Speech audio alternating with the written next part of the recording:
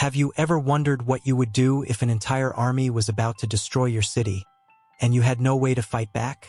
What if, instead of picking up weapons, the only option was to trust in something greater? This is the story of a king who, when faced with the impossible, made a decision that shocked everyone. A choice that, picture a dense night, where silence hangs like a heavy curtain over everything. The stars seem farther away, and the wind, which is usually a comforting companion, now whispers like a warning. The kingdom is steeped in unease, as if something unseen is up. In this nearly tangible darkness, the spies return. They don't bring good news. The flickering shadows from their torches make their faces look even more tense. They approach King Jehoshaphat, who waits with a grave expression, feeling the weight of what's to come. The muffled sound of the spies' boots on the stone floor echoes in everyone's hearts. Amplify. The rumors of a vast enemy army planning an invasion are confirmed. There's no time to think, no time to breathe. Fear spreads like wildfire among the advisors, and even the bravest start whispering words. The air is thick with expectation, the kind of silence that comes just before a great storm. The sense of powerlessness grows, as if the very air is too heavy to breathe. Something terrible is coming, and the fate of the entire kingdom hangs by a thread.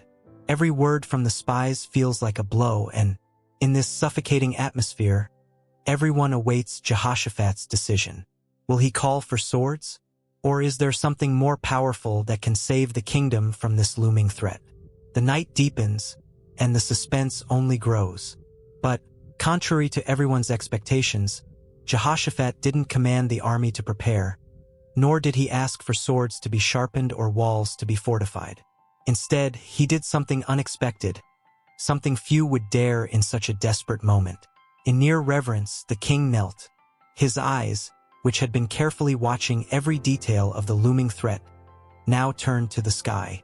He closed them, as if the weight of the world was on his shoulders, and, even so, he was ready to hand it over to someone greater. The air around him seemed to shift. The fear in everyone's hearts turned into a strange curiosity.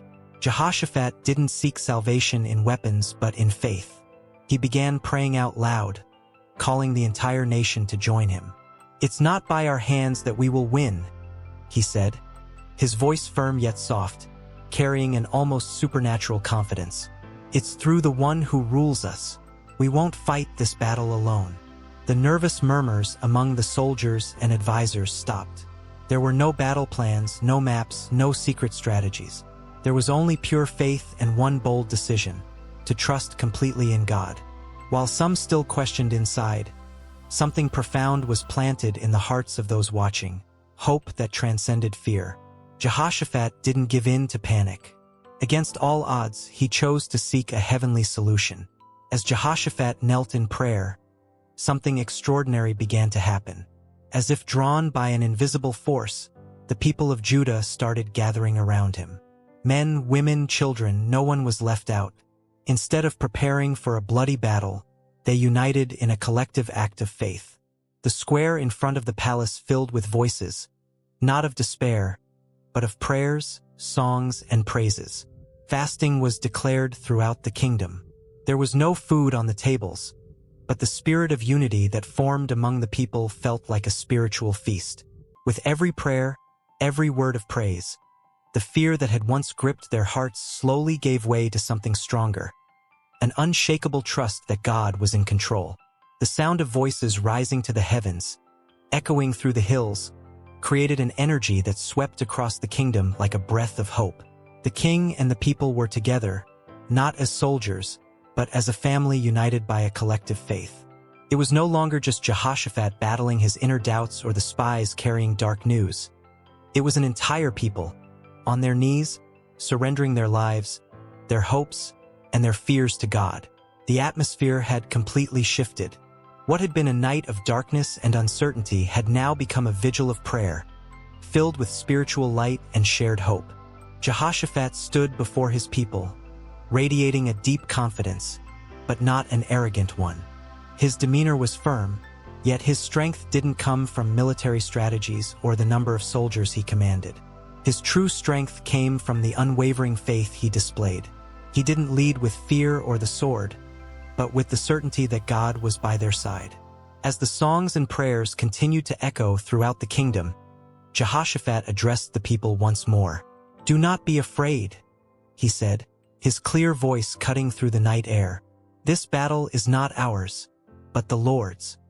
He will guide us, and we will witness his power." His words, though simple, carried immense weight. It wasn't the speech of a king desperate to rally the crowd, but of a leader inspired, fully trusting in the divine plan. He, who could have given in to the pressure from his advisors or chosen the obvious military solution, now inspired an entire nation to do the unthinkable: hand over their worries to God. The people looked at Jehoshaphat and saw more than just a king. He was a living example of faith. He didn't ask the people to do anything he wasn't willing to do himself. He had knelt before God, and now he led not with earthly power, but with a faith that inspired every man, woman, and child to believe that something miraculous was about to happen. This leadership, based on justice and trust in God, not only guided the people in the present but would be remembered for generations. Jehoshaphat's power didn't come from crowns or armies, but from a true faith that transformed fear into hope and united his people as one voice. As the sun began to rise on the horizon, Jehoshaphat led his people to the valley where the enemy army was camped. But instead of shields and swords at the front, he placed singers, musicians, and people with instruments. What many might have seen as madness was, in fact, a radical display of faith. Praises to God echoed across the field as Judah's army marched forward without raising a single weapon. When they finally reached the battlefield, something unbelievable had happened.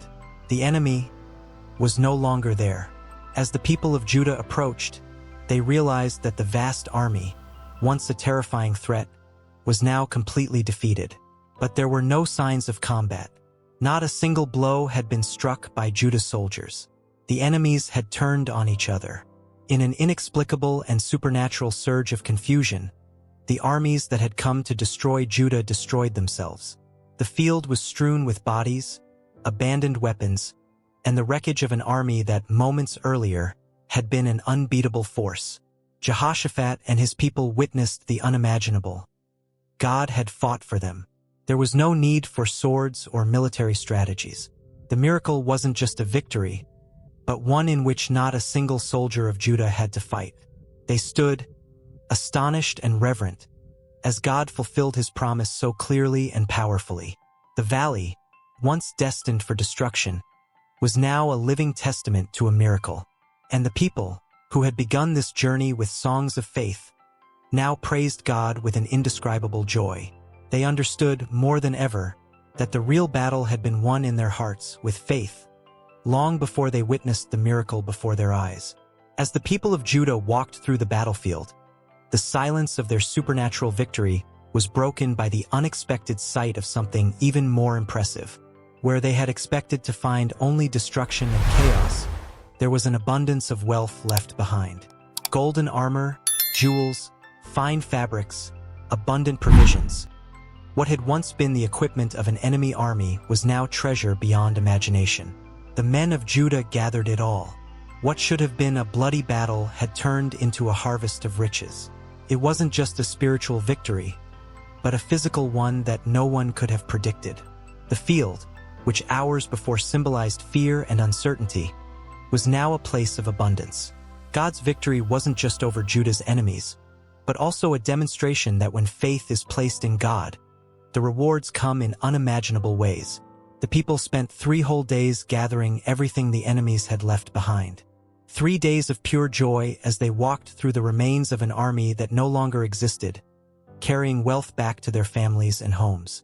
What had started with songs of faith and trust in God now ended with the harvest of an effortless victory. The safety and peace that came with the victory were accompanied by a prosperity that the people of Judah could never have imagined. Jehoshaphat, who had led his people with faith and courage, now guided them back to the city, not just as a king who had secured peace, but as a leader who had brought divine abundance. The people didn't just have their lives spared. They had their hands full of provisions and riches, a visible reward for God's faithfulness. The victory was complete. As the people of Judah returned home, carrying riches and celebrating the victory, something even deeper began to manifest. It wasn't just the relief of having escaped imminent destruction, nor the joy of bringing wealth back to their families. It was something greater, something that touched the hearts of everyone who witnessed that miracle. A psychological and spiritual transformation was taking place, and it was palpable. The fear that had dominated their hearts before the battle was completely replaced with praise. The people who once feared for their lives now walked with a new confidence, not in their own strength, but in God's providence. The songs of praise that had begun before the battle continued, but now they were even more intense, filled with gratitude and recognition of God's majesty. Every man, woman, and child experienced a spiritual renewal.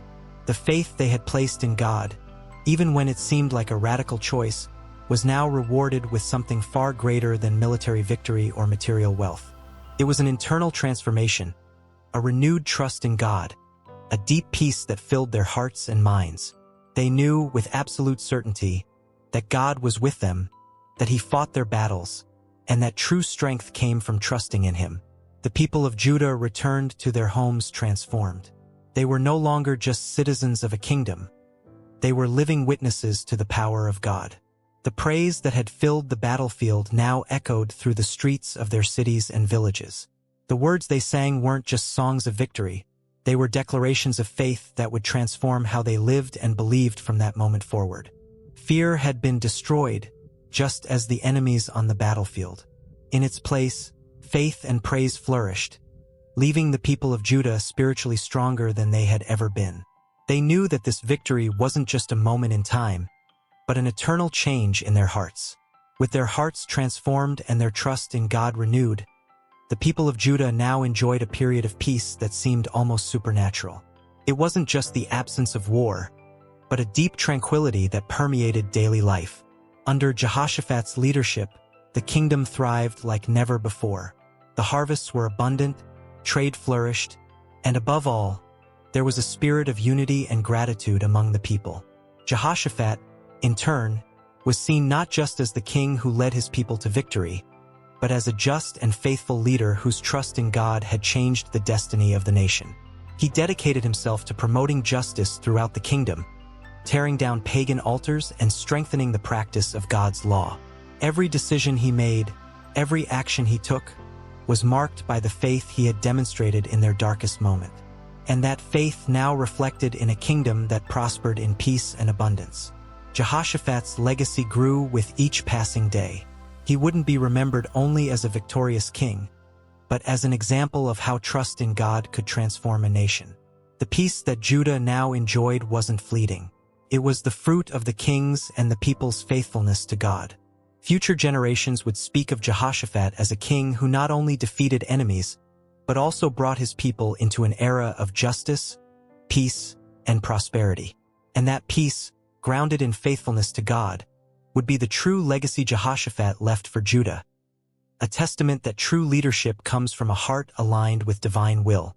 The kingdom now lived in the light of that peace, with the certainty that their faith in God had not only saved them from certain destruction but would guide them for generations, leaving a legacy that would echo through history. As peace reigned in Judah, the people couldn't forget the crucial moment that had changed the course of their lives. It was in that moment of despair, before the battle, that God had sent his message through the prophet Jehaziel. The significance of that prophecy still resonated in everyone's hearts. Jehaziel, filled with the Spirit of God, had stood among the people and proclaimed a message of encouragement and hope when all seemed lost. He said, "Do not be afraid or discouraged because of this vast army, for the battle is not yours, but God's." Those words became the turning point, a moment when fear dissipated and faith was renewed. The divine intervention wasn't just an empty promise. Jehaziel's prophecy brought a certainty that no one could deny. The tension that had once gripped their hearts gave way to a serene confidence, and the people knew they weren't alone. God had spoken, and his words brought an unexplainable peace even before the victory was visible. Now, as they reflected on the miraculous victory, the people understood that the moment wasn't just about winning a battle. It was about the certainty that when God promises, he fulfills. Jahaziel's encouragement had transformed fear into courage, and the knowledge that God was with them had become the rock upon which the kingdom of Judah stood. The supernatural had intertwined with the everyday, and the people knew that through Jahaziel's prophecy, God had shown his power and his faithfulness. The tension and expectation of that night had now turned into praise and gratitude, knowing that the same God who delivered them in that battle would guard them for generations to come. With the victory complete and peace reigning in Judah, Jehoshaphat wasn't content with merely ensuring his people's safety and prosperity. He knew that for this peace to be lasting, the kingdom needed to be transformed at its core. It wasn't enough for external enemies to be defeated. Every person's heart needed to be turned toward God. So, Jehoshaphat dedicated himself to something even deeper. He strengthened the teaching of God's law throughout the kingdom. He sent Levites and priests to every city, instructing the people in the ways of justice and truth. Jehoshaphat didn't want to be remembered as just the king who won battles, but as the leader who brought spiritual transformation to his people. He knew that the true strength of a nation lay in its faith, and that a society living according to divine principles would be unshakable. At the same time, Jehoshaphat promoted justice. He appointed judges in every city, instructing them to judge with integrity and fear of God. "Judge not for men, but for the Lord," he said. "For the Lord is with you when you pass judgment." Justice, like faith, was the foundation upon which the kingdom of Judah stood. This transformation wasn't just military or economic, but spiritual. The people, now more united than ever, lived under the light of divine justice, with hearts full of faith and praise. And thus, Jehoshaphat's reign became a living example of how true faith can not only win battles but transform an entire kingdom. This era of peace and justice, marked by Jehoshaphat's inspired leadership, wasn't just a fleeting moment, but the beginning of a lasting legacy. A legacy of faith, justice, and spiritual transformation that would guide Judah for generations. The kingdom thrived not only because of wealth and victories, but because of the deep connection Jehoshaphat had established between the people and God, building a nation firmly rooted in faith and divine justice.